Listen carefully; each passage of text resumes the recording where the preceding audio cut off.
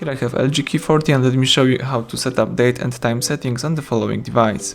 So at the very beginning, let's start by using the home screen, find and select the settings.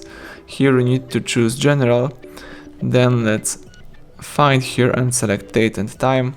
As you can see, you can select the automatic date by using this option, or you can disable this feature and now you can set your date right here.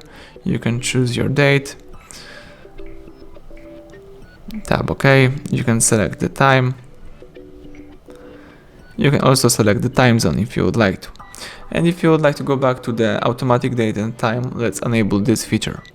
So that's it, everything went well, thank you for watching, please subscribe our channel, leave thumbs up under the video.